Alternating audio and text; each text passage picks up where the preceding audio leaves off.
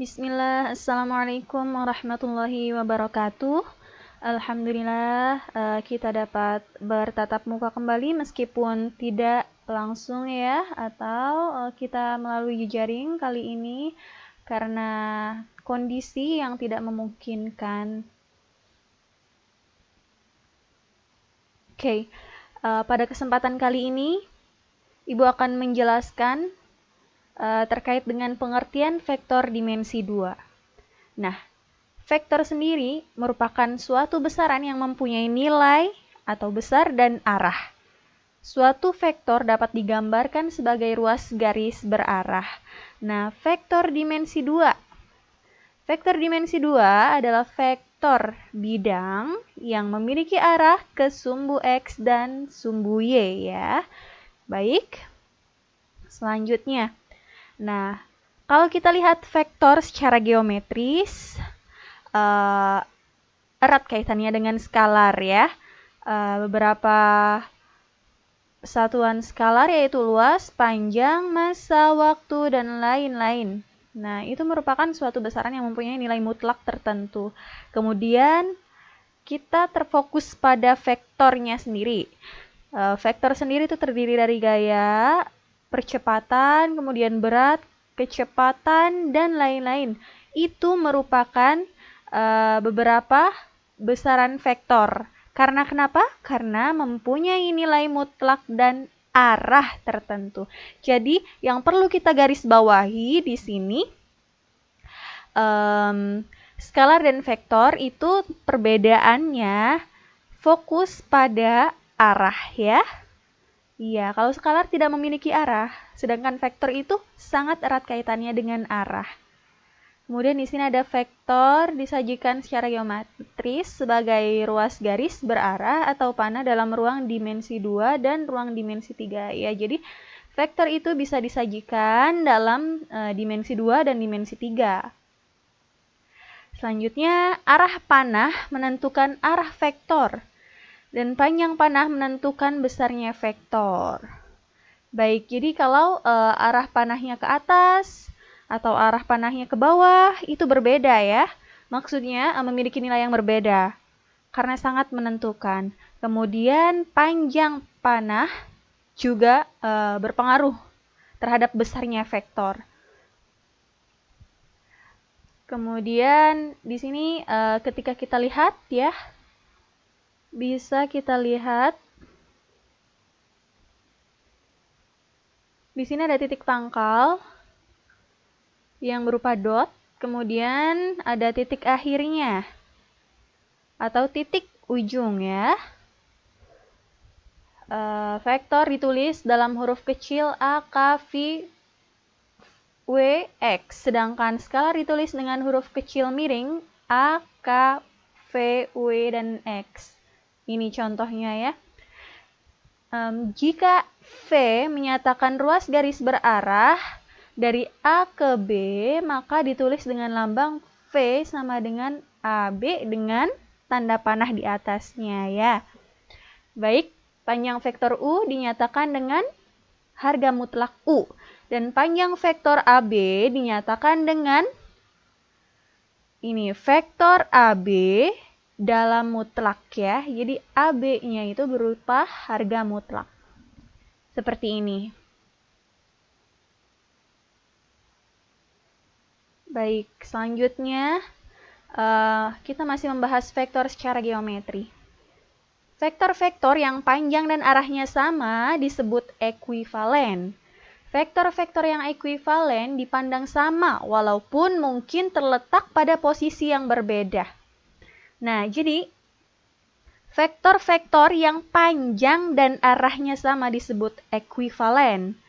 Seperti yang telah Ibu singgung sebelumnya, panjang dan arah suatu vektor itu sangat berpengaruh terhadap nilai vektor itu sendiri. Ya. Kemudian jika V dan W ekuivalen, maka kita tuliskan V sama dengan W.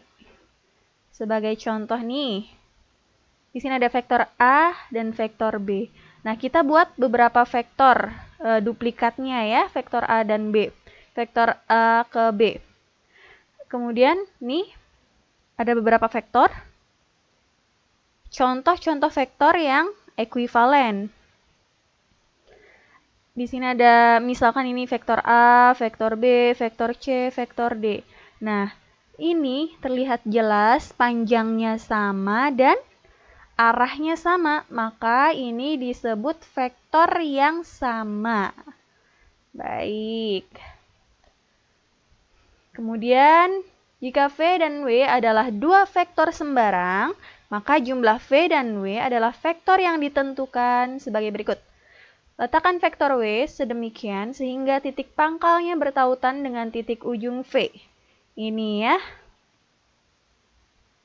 Vektor W sedemikian sehingga titik pangkalnya bertautan dengan titik ujung V. Ini vektor V-nya. Kita lanjutkan dengan vektor W. Vektor V ditambah vektor W disajikan oleh panah dari titik pangkal V ke titik ujung W. Maka ini disebut resultan. Betul sekali. Jadi ini adalah resultan atau hasil jumlah dari vektor V dan vektor W. Seperti ini. Nah, ketika kita ketahui vektor V ditambah W, maka ini kita bisa ketahui kebalikannya, yaitu vektor W ditambah V. Jadi keduanya ini bersifat apa? Berkebalikan, sama ya. Selanjutnya, vektor yang panjangnya 0 disebut vektor 0 dan dinyatakan dengan 0. Ya, tetap 0. Jika V adalah sembarang vektor tak 0, maka V negatif, ya, nilainya negatif. Maka negatif dari V didefinisikan sebagai vektor yang besarnya sama dengan V, tapi arahnya terbalik. Iya. Jadi, antara negatif V dan V itu berbeda. Lambang atau simbol positif negatif di sini sangat berpengaruh. Karena vektor sangat memfokuskan diri pada arah ya. Nah, ini seperti contoh pada gambar ini. Di sini ada vektor V yang arahnya ke atas. Iya. Yang positif itu biasanya arahnya ke atas. Kemudian di sini ada vektor V yang arahnya ke bawah. Dan ini bersifat negatif. Maka vektor ini memiliki sifat, ya, ketika dijumlahkan V ditambah, V ditambah negatif V, maka sama dengan 0. Tentu saja, V dikurangi V, maka hasilnya adalah 0 ya. Baik. Kemudian di sini ada vektor pada sistem koordinat aljabar ya. Kita bicara tentang sistem koordinat pada dimensi 2 ya, ruang dimensi 2. Maka vektor V pasti diketahui 2 titik ketika kita berbicara pada ruang dimensi 2. Sebagai contoh, ketika kita ketahui 2 vektor, misalkan ya, yaitu vektor V dan vektor W. Maka vektor V itu terdiri dari V1 dan V2. Kemudian vektor W terdiri dari W1 dan W2. Dan hasil penjumlahan antara kedua vektor ini, hasilnya seperti ini. V1 ditambah W1, V2 ditambah W2. Begitulah ya. Iya, masih semangat kan? Semangat. Baik, selanjutnya di sini ada ilustrasi penjumlahan dari vektor ruang dimensi 2 ya. Di sini ada vektor V, mohon maaf. Kemudian di sini ada vektor W, dijumlahkan kedua vektor ini, V ditambah W. Maka hasilnya ini ya, garis tengah ini sebagai hasil dari penjumlahan vektor V dan vektor W. Maka kita bisa proyeksikan vektor V dan vektor W ini sebagai garis bantu seperti ini ya.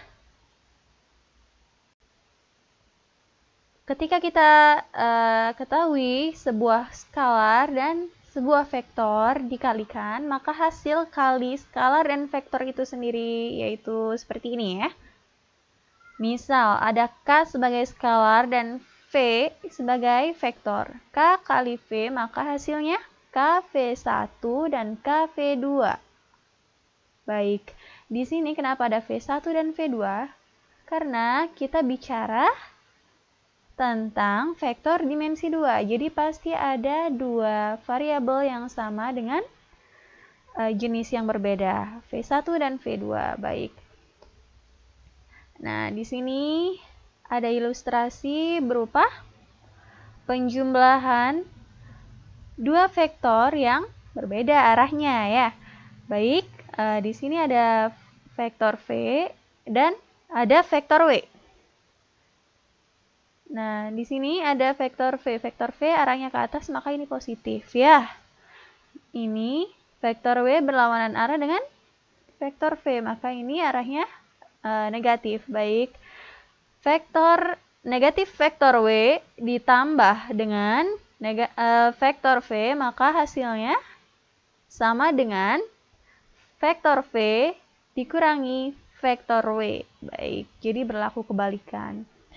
Nah, yang terakhir, ketika kita ingin mengetahui panjang atau besar suatu vektor, maka kita harus tahu titik-titiknya. Maksudnya titik V1 dan V2-nya.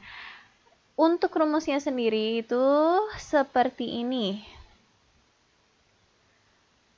Untuk mencari panjang vektor yang disimbolkan dengan vektor bergaris mutlak, ya, sama dengan akar dari V1 dikuadratkan dijumlah V2 dikuadratkan. Baik, materi pada kesempatan kali ini telah Ibu ulas dan semoga semuanya paham ya. Di sini ada contoh soal menghitung panjang vektor. Karena panjang vektor ini merupakan kemampuan berhitung ya, jadi sangat diharuskan untuk ada contohnya. Nih, diketahui vektor P 2, -5, maka tentukanlah panjang vektor. Nah, di sini bisa sebagai X, Y atau bisa sebagai V1, V2 ya. Variabel bisa berbeda-beda, tapi ini berlaku pada aturan vektor ya. Oke, baik. Kita diperintahkan untuk mencari panjang vektornya. Maka panjang vektor sama dengan akar dari X kuadrat ditambah Y kuadrat. Sama dengan X-nya itu 2 dikuadratkan, kemudian dijumlahkan dengan -5 dikuadratkan. Hasilnya yaitu akar 29. Seperti itu ya. Jadi semuanya sudah paham. Kalau ada yang tidak paham, bisa berkomentar di kolom komentar yang tersedia. Oke, terima kasih. Semoga bermanfaat. Assalamualaikum warahmatullahi wabarakatuh.